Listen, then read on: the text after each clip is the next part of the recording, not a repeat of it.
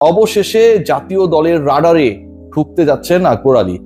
বিভিন্ন সময় এই ক্রিকেটারকে নিয়ে বিচ্ছিন্নভাবে আলোচনা তৈরি হলেও শেষ পর্যন্ত দল নির্বাচনের ক্ষেত্রে আকবরের সমসাময়িক যে ক্রিকেটাররা রয়েছেন, সেটা শরীফুল হতে পারেন, তাওহিদ হৃদয় হতে পারেন, তানজিম সাকিব হতে পারেন, কিংবা আমাদের ছোট তামিম হতে পারেন পারভেজ হোসেন ইমন, এই যে 5-6 জনের আমি নাম বললাম, তারা নানা সময় ন্যাশনাল টিমের প্রতিনিধিত্ব করলেও আকবর আলীর, বিশ্বাস করুন আর নাই করুন, 3 ফরম্যাটের কোনোটাতেই এখন পর্যন্ত জাতীয় দলের হয়ে খেলার সুযোগ হয়নি। জাতীয় দলে একবার ডাক পেয়েছিলেন আমাদের বিখ্যাত মিনহাজুল আবেদিন নান্নু, সেই সময়টা আকবর আলীকে কল করেছিল এবং তিনি জানতেন না যে আকবর আলী ওই সময়টায় এনসিএল এর ম্যাচে ব্যস্ত ছিলেন, সম্ভবত বরিশালে অবস্থান করছিলেন, সেখান থেকে ঢাকা এসে জাতীয় দলের ক্যাম্পে যোগ দেওয়াটাই তার জন্য আসলে দুঃসাধ্য ছিল এবং সেটা তিনি করতে পারেন নাই।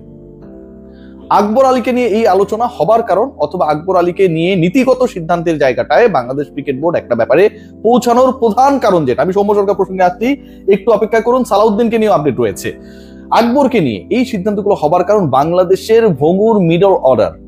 আপনারা যদি বাংলাদেশের সেই যুবাদের কীর্তিটা একটু খেয়াল করে দেখেন, বাংলাদেশের আইসিসি লেভেলে একমাত্র চ্যাম্পিয়নশিপ যেটা, সেটা অনূর্ধ্ব 19-এর বিশ্বকাপ জয়, সেই ম্যাচটায় আকবর যে ইনিংসটা খেলেছিলেন, 30+ ইনিংসটা, অপরাজিত থেকে বাংলাদেশকে যেভাবে জিতিয়েছিলেন, যেভাবে ড্যামেজ কন্ট্রোল করেছিলেন একলা ব্যাট হাতে, সেই আকবর আলীর ভূমিকায় জাতীয় দলে কাউকে প্রয়োজন, এবং সেই কেউটা কেউ হতে পারেন নাই। এখন বলা হচ্ছে যে জুলিয়ান উড, যিনি আসলে হাতুড়ি বাটাল নিয়ে ঘোরাঘুরি করেন, বিশাল একটা তার কি যেন রয়েছে, ওই অস্ত্রটা নিয়ে বাংলাদেশে এসেছিলেন এবং পরবর্তী সময় তার কাছ থেকে দীক্ষা নেওয়ার পর অরিজিনাল ক্রিকেট যেটা, ন্যাচারাল ক্রিকেট যেটা, সেই ক্রিকেটটা বাংলাদেশের ক্রিকেটাররা ভুলে গেছেন। বাংলাদেশের 5-6-7-এর যে জায়গাটা রয়েছে, অন্তত 6 বা 7-এর যে জায়গাটা রয়েছে, উইকেট কিপিং অপশনের যে জায়গাটা রয়েছে, সেই জায়গায় Bangladesh team management they want someone যিনি রেসপন্সিবিলিটি নিতে পারবেন, অ্যাটাক করতে পারবেন, এবং যা সহজাত নেতৃত্বের গুণ রয়েছে। নেতৃত্বের গুণ মানে তাকে ক্যাপ্টেন বানিয়ে দেয়া হচ্ছে বা হবে এরকমটা না, জাতীয় দলের ক্যাপ্টেন হয়ে যাচ্ছেন আকবর। নেতৃত্বের গুণ, লিডারশিপ কোয়ালিটি এখানটায় মিন করা হয়েছে যে ওই সিচুয়েশনটায় লিডার কখনোই, পরিস্থিতি যিনি সামলাতে পারেন, সেই গুণের জায়গাটায় আকবর অনেক এগিয়ে। সবশেষ এনসিএল টি20-তে তিনি তার স্বাক্ষর রেখেছেন এবং বাংলাদেশের, এটা যদিও আসলে একটা ভুইপট টাইপের দল, মানে খুব গুরুত্বপূর্ণ দল না, হংকং একটা দল পাঠানো হয়েছে, সেখানটায় কিন্তু আকবরকে নেতৃত্ব দেওয়া হয়েছে এবং জাতীয় দলের পাইপলাইনে তাকে ইনক্লুশনের ব্যাপারে এটা একটা পদক্ষেপ। জাতীয় দলের রাডারে আকবর সিরিয়াসলি ঢুকে যাচ্ছেন।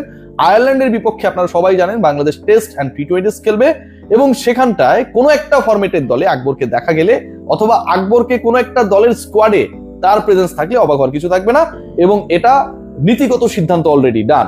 হোয়াট অ্যাবাউট সৌম্য সরকারকে নিয়ে আসলে জাতীয় দল সিলেকশন অথবা প্রভাবিত করার সাথে যে কয়েকটা মেকানিজম জড়িত, সেই গ্রুপগুলোর সাথে আমি কথা বলেছি আজকে সারাদিন। সৌম্যের ব্যাপারে একদম ডিসিশন হ্যাজ বিন গিভেন। সিদ্ধান্তটা হচ্ছে, ওয়ানডেতে যে সৌম্য সরকার লাস্ট ম্যাচেও 90+ ইনিংস খেললেন এবং সেঞ্চুরি বঞ্চিত হয়েছেন, এটা তার ব্যাড লাক। বাংলাদেশ অবশেষে 4 সিরিজে টানা পরাজয়ের পরে উইন্ডিজের এগেনস্টে ওয়ানডে সিরিজটা জিততে পেরেছিল সৌম্য সরকারের ওই নকের কারণে। সেই ক্রিকেটারকে একই দলের বিপক্ষে, একই অলমোস্ট বোলিং অ্যাটাকের বিপক্ষে আপনি টি20-তে রাখলেন না। আমার অত্যন্ত প্রিয় ভাজন গাজী আশরাফ হোসেন লিপু ভাই, আসসালামু আলাইকুম, তিনি কি ঘোষণা করলেন যে আসলে লিটন কুমার দাসের রিপ্লেসমেন্ট ছিলেন সৌম্য সরকার, লিটন এসেছে, সৌম্য বাইরে হয়ে গেছে। এই যে একটা ছেলে বোলানো গল্প তিনি বললেন, সেই গল্পের শেষটা কিন্তু মধুর হয়নি। বাংলাদেশ 3-0 হোয়াইট ওয়াশ হয়েছে। ঘরের মাঠে বাংলাদেশ 4 বছর পরে এভাবে বাজেভাবে পরাজিত হয়েছে। সো এই যে ঘটনাগুলো ঘটেছে, এন্ড অফ দ্য ডে এখানটায় রং সিলেকশন একটা বড় ভূমিকা পালন করেছে। সৌম্য সরকারকে টি20-তে নিয়মিত স্কোয়াডে রাখার ব্যাপারেও একটা সিদ্ধান্ত হয়েছে, লাইক আকবর আলী, যে আকবর আলীকে এখন জাতীয় দলের রাডারে আমরা চাই। হিসাব সহজ, আকবর আলী ন্যাশনাল টিমের 16 সদস্যের দলে থাকবে সামনের থেকে, হিসাব সহজ। সৌম্য সরকারের ক্ষেত্রেও নট অনলি ওডিআই, সৌম্য সরকারকে টি20-তেও সেই গুরুত্বপূর্ণ জায়গাটা দেওয়ার ব্যাপারে, নেয়ার ব্যাপারে, যেখানটা একটা বড় ধরনের থ্রেড নিয়ে আলোচনা আমি করেছিলাম, যে বাংলাদেশের লিডারশিপ গ্রুপের টি20 সাইডে, সেটা কোচিং প্যানেল থেকে হতে পারে, অথবা যারা ক্রিকেটার, সিনিয়র ক্রিকেটার খেলছেন, ডিসিশন মেকিং এর জায়গায় বড় রোল প্লে করেন, তারা থ্রেড মনে করেন। সৌম্য সরকারের কোয়ালিটি, অ্যাবিলিটি, স্কিল নিয়ে আসলে কারো কোনো ধরনের সংশয় নেই। সৌম্য যদি এখন ধরেন ওপেনিং এ ওর নাম্বার 3-তে দাঁড়িয়ে যায়, তাহলে কারো কিছুটা হলেও তাদের জায়গাটা ধরে রাখাটা ডিফিকাল্ট হয়ে যেতে পারে। এই যে একটা সংশয় আর ভয়, সিন্ডিকেট সৌম্যকে ইন করানোর ব্যাপারে সেই ভয় আর সংশয়ের কারণে শেষ পর্যন্ত দূরে ঠেলে দিয়েছে আমিরুল ইসলাম বুলবুলের ক্রিকেট বোর্ড। অবশেষে সৌম্যের ব্যাপারেও they are going to take a very strict and logical decision that will be clear.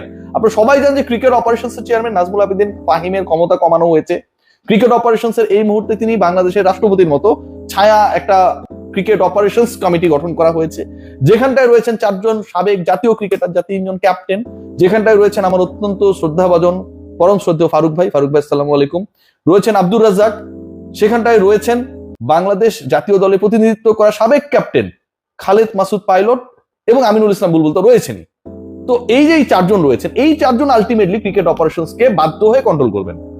লাগাম না টানলে, নাক না গলালে আসলে ক্রিকেট অপারেশন যেভাবে গোলে মেল্টেড হয়ে পদ্মা থেকে বুড়িগঙ্গায় তারপরে হচ্ছে বঙ্গোপসাগরে মিশে গেছে, এটা ভাই মেনে নেওয়া যায় না।